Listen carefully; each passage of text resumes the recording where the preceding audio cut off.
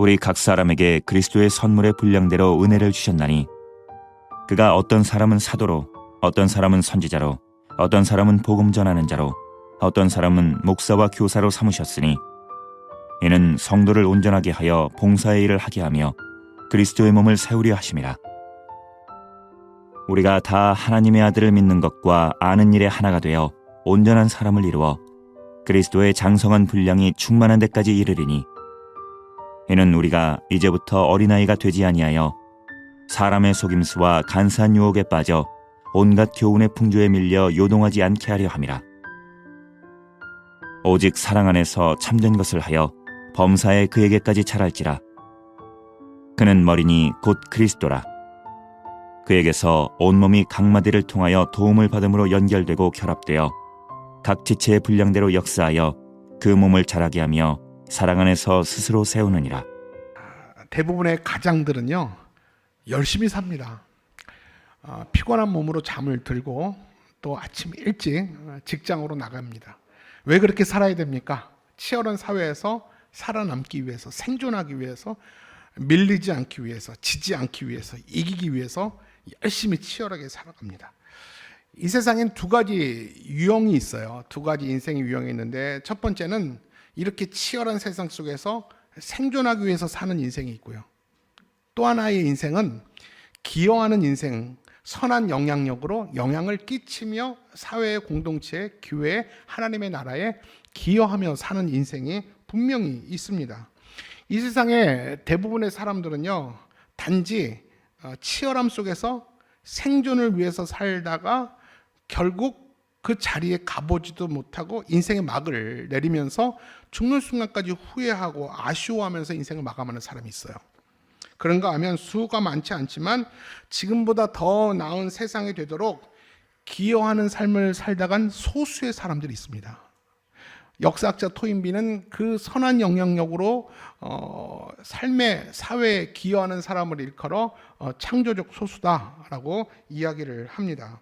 이런 창조적 소수에 따라서 지난 인류의 역사는 그런 사람들의 정신과 문화와 예술의 꽃을 피워왔고요. 그런 창조적 소수 때문에 과학과 기술이 계속해서 개발되었고 그들을 통해서 우리 삶의 공간이 더 편안하게 확장이 될 수 있었습니다. 여러분, 그렇다면 생존하는 인생과 기여하는 인생의 차이가 있다면 무엇으로 구분할 수 있을까요? 여러분 뭐라고 생각합니까? 인문학적으로 또는 도덕적으로, 예술적으로, 또 여러 가지로 철학적으로 그 구분을 할 수 있겠지만 저는 오늘 본문의 내용을 따라서 구분을 굳이 한다면 성경적 성숙이 아닌가. 성경적 성숙을 따라서 성경적 성숙이 있는 사람들은 선한 영향력으로 기여하는 인생을 살 수 있다라고 저는 이야기를 하고 싶어요. 여러분, 따라서 인간됨의 참된 의미가 어디 있다고 생각합니까? 한번 고민해 보실래요? 인간됨의 참된 의미는 단지 존재하는 것이 아니라 성장하는 인간입니다. 계속해서 만들어지고 계속해서 이루어지는 인생. 이것이 인간의 참된 의미가 아닌가 생각을 합니다. 그렇기 때문에 인생의 발전은 성숙을 통해서 존재에만 머무는 것이 아니라 선한 영향력을 기여하는 창조적 인간으로 계속해서 발전해 가는 겁니다. 인생이 존재에만 만족하는 것이 아니라 성숙으로 나아가는 존재, 지금보다 더 나은 존재로 계속해서 발전하는 존재, 이것이 성숙한 인간의 모습이라는 것입니다. 다시 말하면 인생이 되었기 때문에, 인간이 되었기 때문에 하루에 주어진 오늘을 그냥 그럭저럭 하루하루 살아내는 게 아니라 하나님이 원하시는 사람으로 계속해서 되어가는 것입니다. 여러분, 이것이 성숙이에요. 영어로 말하면 이 존재 명사인 being이 아니라 형용사 becoming이 되는 것입니다. 계속해서 존재에 만족하는 것이 아니라 계속 되어지는 것입니다. 이것이 성숙한 인간이고요. 이것이 선한 영향력으로 삶 가운데 기여하는 인생의 특징이라는 것이죠. 우리는 이렇게 하나님이 원하시는 삶으로 오늘도 계속해서 되어가는 인생을 향해서 영적 성숙이라고 얘기를 하는 겁니다. 저와 여러분은 주님 오실 때까지 계속해서 멈추지 않고 영적인 성장을 이루어 가시는 저와 여러분 되시길 주님의 이름으로 축복합니다. 성숙한 사람들의 특징은요, 먹고 마시는 것에 그치지 않고 그 이상의 존재의 가치와 의미에 대해서 고민할 줄 아는 사람입니다. 다시 말하면 성숙하지 않는 사람은 1차원적인 문제만 집중하고 살아갑니다. 어떻게 하면 좀 더 많이 먹을 수 있을까? 어떻게 하면 좀 더 나은 삶을, 어떻게 하면 남보다 더 부유한 삶을 살아서 더 많은 것을 누리고 더 많은 것을 잊고 살 수 있을까? 그러나 성숙한 사람들은 그 이상의 존재의 의미와 가치에 의미를 두고 고민하는 사람, 그 사람이 성숙한 사람이에요. 그래서 예수님께서 우리에게 뭐라고 말합니까? 무엇을 먹을까? 무엇을 마실까? 무엇을 입을까? 고민하지 말라. 이것은 다 이방인들이 하는 고민이다. 성숙하지 않은 자들이 하는 고민이다 라고 말을 하게 되죠. 그러면서 우리에게 요청하신 것, 구원받은 우리에게, 성숙한 저와 여러분에게 요청한 것이 뭐냐면 마태복음 6장 32절로 33절이에요. 같이 읽어볼까요? 시작. 이는 다 이방인들이 구하는 것이라. 너희 하늘 아버지께 이 모든 것이 너희에게 있어야 할 줄 아시느니라. 그런즉 너희는 먼저 그의 나라와 그의 의의를 구하라. 그리하면 이 모든 것을 너희에게 더하시리라. 여러분 말씀을 띄워주세요. 자, 너희 하늘 아버지께서 이 모든 것이 너희에게 있어야 할 줄을 안다. 이 말의 의미는 뭐냐면 하나님을 아버지라 부르는 너희들은 존재 이상의 가치가 되어라. 다시 말하면 너희가 오늘 기도해야 될 제목은 내게 필요한 것을 하나님께 알리는 것이 아니라 내게 필요한 것을 하나님께 알림으로 내가 내 필요를 채우는 것이 내 기도의 제목이 아니라 오늘 너희의 기도의 제목은 너희가 구할 것은 너희의 영적인 성숙으로 기여하는 인생을 살기를 위해서 구해라. 다시 말하면 너희의 영적 성숙함으로 선한 영향력을 끼치기를 위해서 기도해라. 너희의 필요한 것들은 네가 구하지 않아도 내가 너희에게 다 채워주겠다. 이것이 오늘 성도들에게 하나님이 요구하시는 기도라는 것입니다. 따라서 구원받는 우리들이 고민해야 될 중요한 과제가 뭔지 아십니까? 어떻게 하면 내가 있는 자리에서 어떻게 하면 내가 영적인 성숙을 이룰까? 영적인 성숙을 이룬 자만이 기여하는 인생을 살 수 있어요. 영적으로 성숙한 자만이 선한 영향력을 끼치며 그 공동체를 변화시킬 수 있어요. 그렇다면 우리의 첫 번째 과제는 뭐라고요? 내가 어떻게 하면 내가 있는 자리에서 영적 성숙을 이룰까에 대해서 여러분 고민하셔야 되는 겁니다. 오늘 그 말씀을 통해서 확인해 볼게요. 우리 7절 말씀이에요. 시작. 우리 각 사람에게 그리스도의 선물의 분량대로 은혜를 주셨나니. 성령께서 우리에게 선물 주셨다는 거예요. 정리해 보면 받은 선물대로 영적인 성숙을 이루라. 하나님 너에게 선물 주셨다. 그 선물을 가지고 영적인 성숙을 이루라. 오늘 본문에 보니까 그리스도께서 은혜에 따라서 각 사람에게 선물을 주셨는데 각자 다르게 다 맞춤형의 은혜를 주셨다는 거예요. 여러분 하나님이 우리에게 주신 선물과 은사는 다 똑같지 않아요. 붕어빵 찍듯이 다 똑같지 않다는 거예요. 하나님이 나를 너무 잘 아세요. 구하지 않아도 내 필요를 너무나도 잘 아시는 분이 하나님이라니까요. 그러다 보니까 하나님이 나에게 꼭 맞는 은사들과 선물을 주셨어요. 내가 어떻게 하면 영적 성숙을 이루냐고요? 하나님이 주신 그 선물을 가지고 영적 성숙을 이뤄내라는 것입니다. 오늘 본문의 메시지는 선명한 거예요. 근데 그 선물이 누구로부터 왔어요? 하나님으로부터 왔잖아요. 성령으로부터 왔잖아요. 그래서 우리는 그 성령이 주신 선물을 뭐라고 말합니까? 성령의 은사라고 말하죠. 여러분 은사는 헬라어로 복수로 카리스마타라고 말합니다. 카리스마타. 이 카리스마타의 어원은 카리스, 은혜입니다. 하나님이 우리에게 주신 선물은 하나님이 내게 주신 은혜입니다. 하나님의 은혜에 따라서 여러분 성숙을 이루어서 기여하는 인생을 살라는 것이죠. 은사를 세상에서는 뭐라고 말하냐면 재능이라고 말합니다. 은사. 그리고 또 은사는 나만의 강점이라고 말합니다. 여러분 은사가 뭐냐면 쉽게 말하면 남이 없는 게 내가 있으면 은사예요. 은사를 내가 활용할 때 좋고 내가 하면 기분이 좋고 나만 좋은 게 아니라 그 은사를 통해서 주위 사람들이 덕을 얻으면 내가 그 은사를 통해서 내가 마음이 행복하면 우리 모두가 행복하면 그게 은사 아니겠습니까? 근데 여러분 인생을 살면서 그 은사를 발견하고 내 인생과 딱 맞는 은사를 발견했다면 그건 신바람 나고 즐거운 일이죠. 여러분 은사는 내가 좋아하고 잘할 수 있는 것이 은사라고 그랬잖아요.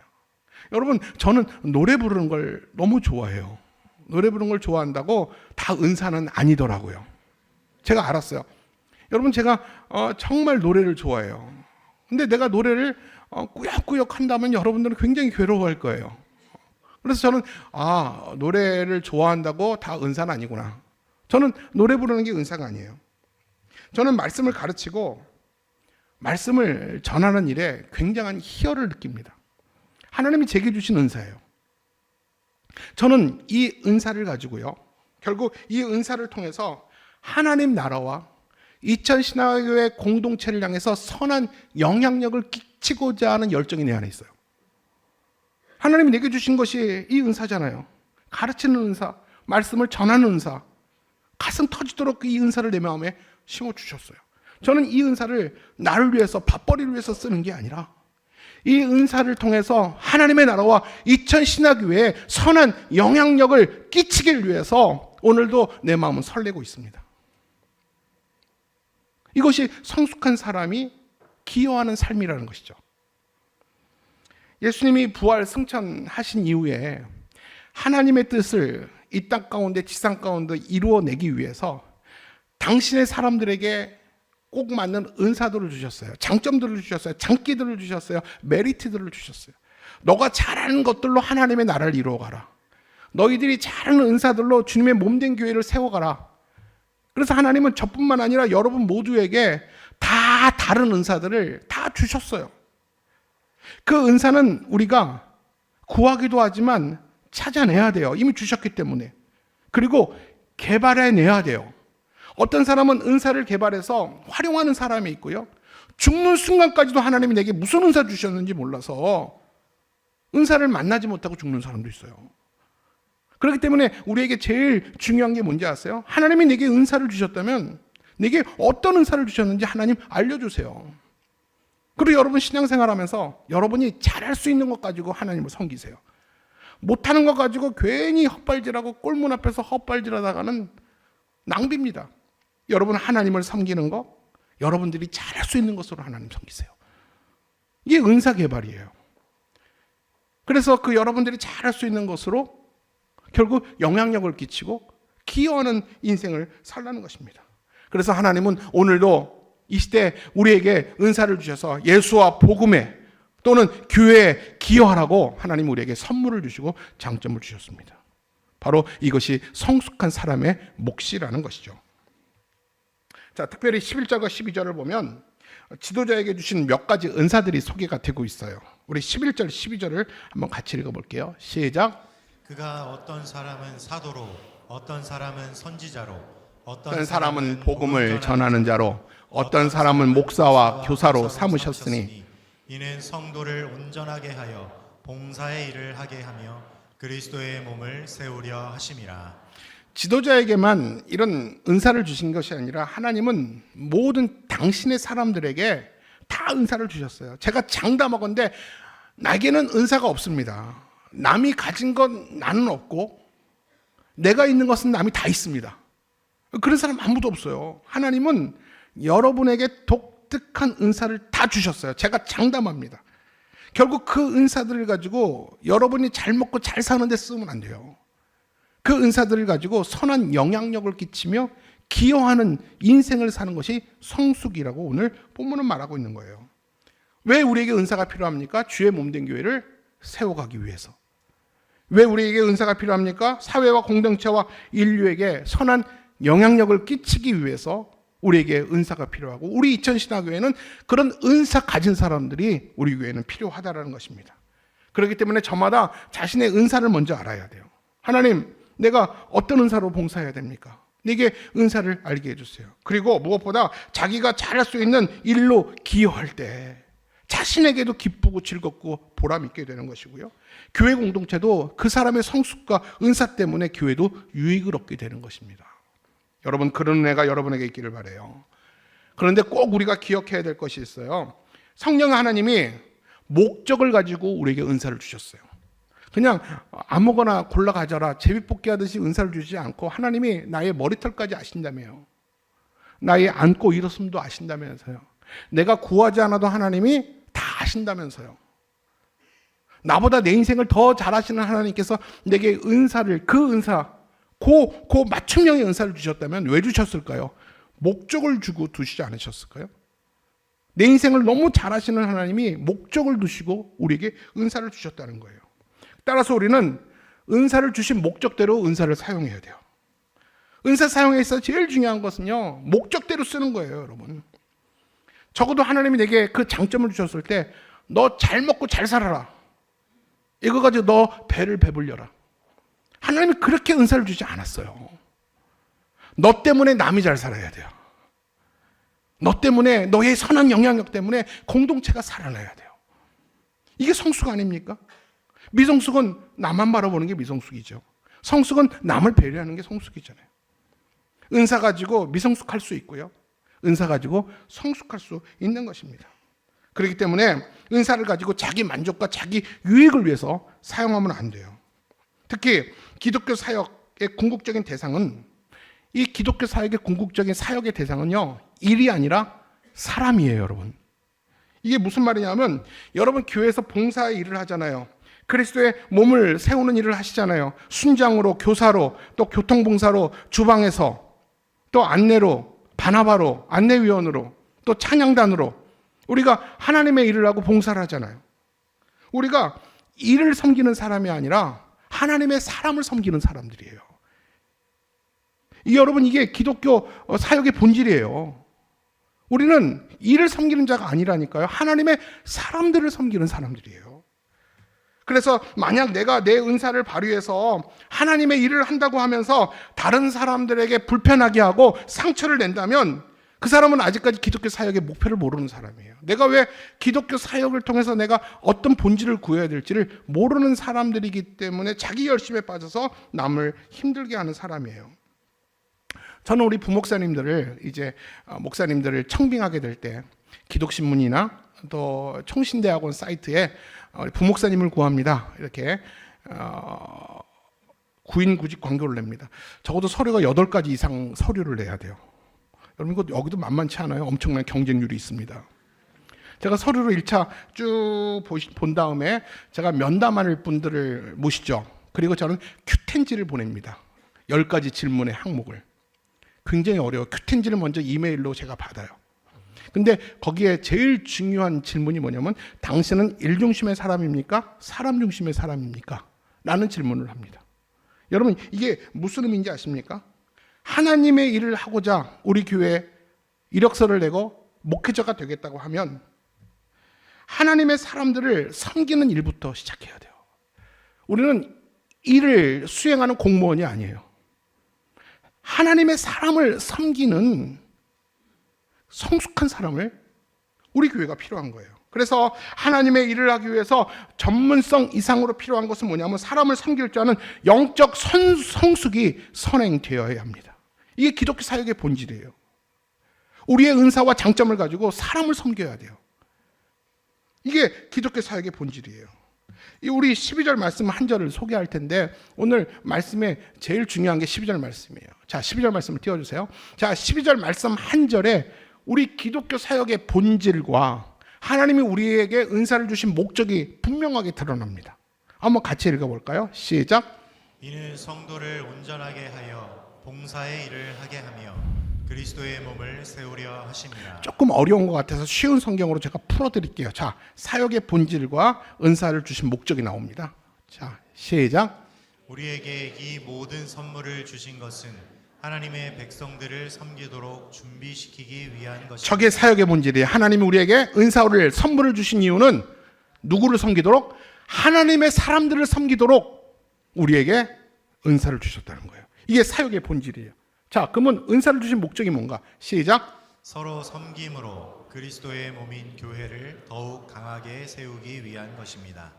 교회를 강하게 세운다는 게 뭐냐면 그리스도의 몸을 세운다는 겁니다. 이것이 은사의 목적이에요. 자, 첫 번째로 교회 사역의 본질이 뭐라고 그랬죠? 하나님이 내게 주신 은사를 가지고 성도를 온전케 한다는 거예요.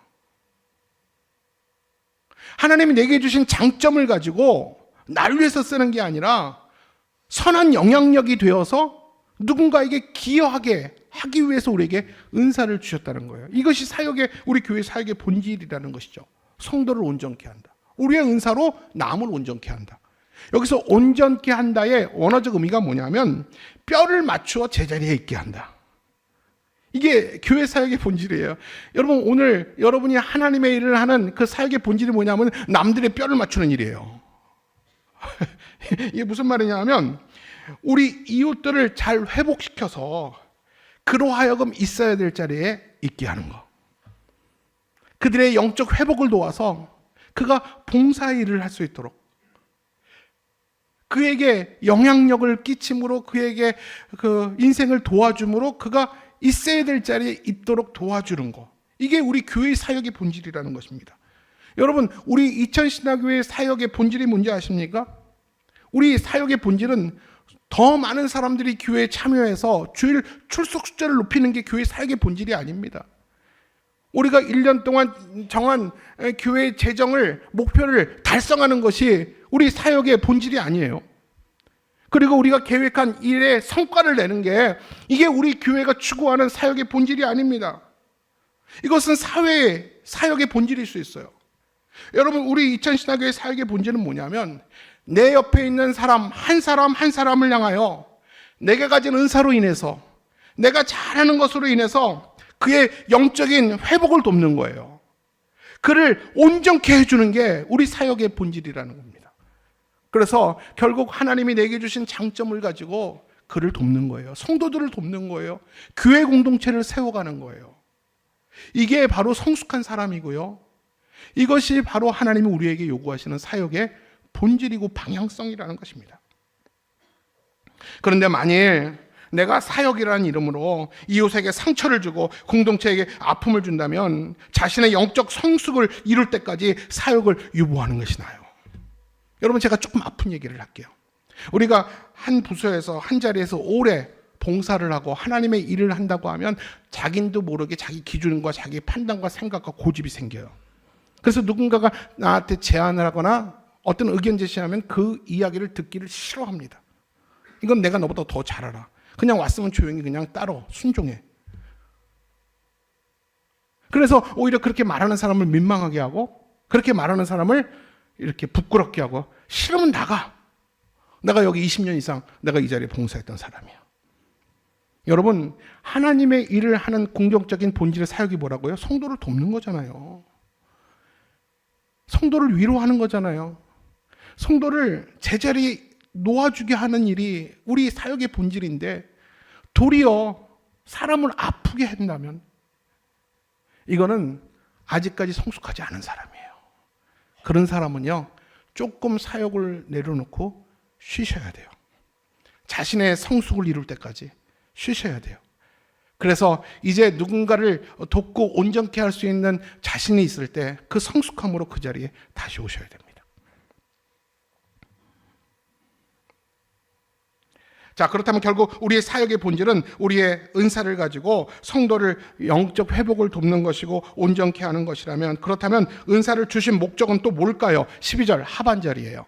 우리 같이 읽어볼게요. 시작. 그리스도의 몸을 세우려 하심이라. 이게 은사의 목적이에요. 자, 결국 사역의 본질은 성도를 온전케 하는 게 사역의 본질이라면, 그래서 성도가 온전하게 됐다면 그 다음은 어떻게 해야 되느냐? 그들과 함께 그리스도의 몸을 세우라는 거예요. 성숙한 사람들을 만들었다면 그들로 하여금 그리스도의 몸을 같이 세워가라는 겁니다. 이게 교회가 해야 될 일이에요. 여러분, 교회가 그리스도의 몸으로 건강하게 세워지는 것이, 이것이 회복이고 교회의 부흥입니다. 그래서 교회가 교회답게 세워질 때, 세상을 따라가거나 세상을 닮아가는 교회가 아니라 교회만의 거룩한 공동체와 정체성을 가질 때 교회가 세상의 소망이 될 수 있는 거예요. 그렇기 때문에 우리가 공동체 내에서 우리가 은사를 가지고 섬김을 수행할 때 우리 모두 스스로, 저부터도 제 자신에게 질문해야 될 질문거리가 있어요. 이게 뭔지 알아요? 오늘도 나는 나의 섬김과 은사와 헌신으로 인해서 내가 속한 공동체가 오늘도 건강하게 부흥하고 있는가? 아름다워지고 있는가? 이 질문을 꼭 해야 돼요. 내가 고집 부리고 있지 않았는가? 내가 누군가한테 강요하고 무리하게 함으로 누군가를 아프게 하거나 상처를 주고 있지는 않는가? 여러분, 늘 이 질문을 해야 된다는 것입니다. 근데 반대로 어떤 경우이든 자기 열심에 빠져서 남에게 상처를 주고 무례함으로 공동체를 흔들어서는 안 된다는 거예요. 그런 사람이 있을 수 있어요. 성숙하지 않은 사람들이 성숙해야 될 자리에 앉으면 꼭 문제가 생겨요. 여러분, 이건 어떤 경우인지 아십니까? 누가복음 22장 31절에 보면 예수님께서 시몬에게 이렇게 말합니다. 사단이 밀 까부르듯 하려고 너를 내게 요구했다. 여러분, 이 표현이 성경에 있어요. 무슨 말이냐면 사단이 너를 밀 까부르듯 할 수 있게 해달라고 내게 허락을 요청했다라는 것이죠. 밀 까부르듯 한다. 여러분, 이 표현 들어보셨어요? 밀 까부르듯 한다. 밀 까부르듯 한다는 건 뭐냐면 사탄이 너를 이리저리 조종하겠다는 거예요. 주님께서 이렇게 말씀한 이유가 뭔지 아십니까? 결국 너가 사탄에게 조종을 받아서 공동체를 허무는 자가 되지 말라는 거예요. 여러분, 이것은 엄청나게 무서운 말이에요. 공동체의 유익을 위해서 내가 그 자리에 있는데 공동체의 유익인커녕 덕을 끼치는커녕 공동체를 해를 끼치는 일을 내가 담당하고 있다는 것이죠. 이것은 사탄에게 조종을 받아서 공동체를 허무는 자가 결코 되지 마라. 이걸 얘기하는 겁니다. 사랑하는 성도 여러분, 우리가 가진 은사들을, 우리가 가진 장점들을, 성숙함을 바르게 사용해야 돼요. 그래서 그리스도의 몸인 교회를 세워가는데 아름답게 쓰임받기를 주님의 이름으로 축복합니다. 이것이 바로 공동체에 기여한 성숙한 그리스도인이 되는 거예요. 마지막으로 동그라미 선생님 이야기를 하고 말씀을 마칠까 합니다. 여러분, 설교 제목이 뭡니까? 동그라미 인생. 동그라미 얘기가 언제 나오나 여러분 기다리셨죠? 제가 동그라미 선생님이라는 아주 예전에 어디서 한번 들었던 글인지 제가 그 생각이 나서 인터넷도 찾고 막 여러 책을 찾았는데 결국은 제가 유튜브 영상을 통해서 발견했어요. 유튜브 영상에 동그라미 선생님이라는 애니메이션 영상이 있더라고요. 그게 좋은 생각이라는 잡지에서 나온 글을 애니메이션으로 유튜브 영상으로 만들었어요.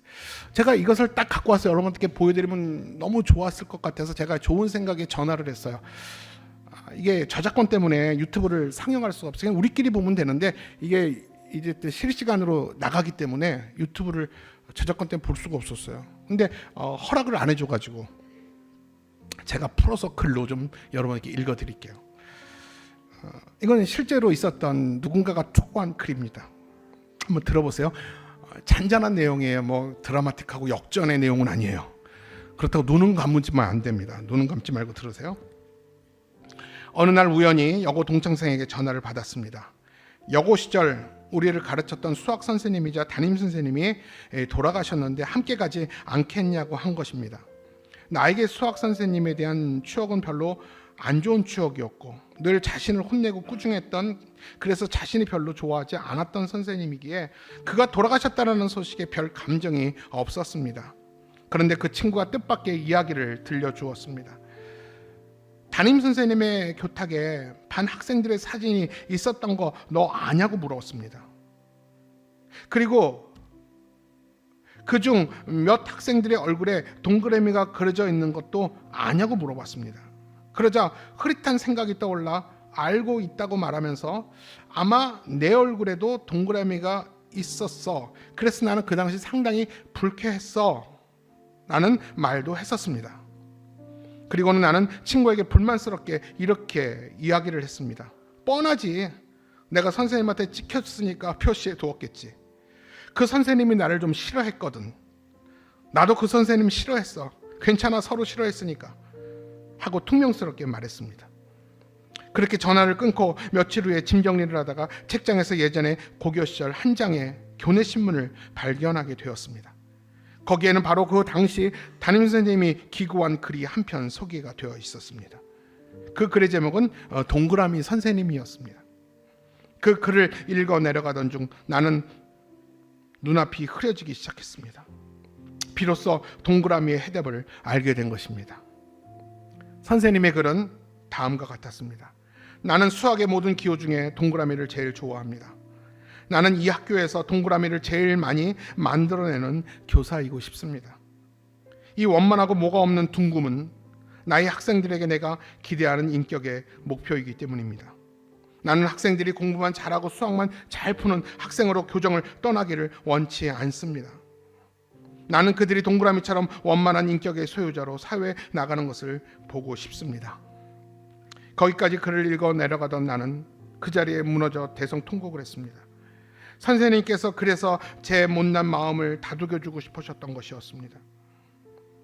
그 깊은 마음을, 그 글을 읽고 난 뒤 나는 성격도 밝아지고 자신감도 생기기 시작했습니다. 선생님, 이제부터라도 큰 동그라미로 제자가 될게요. 선생님, 감사합니다.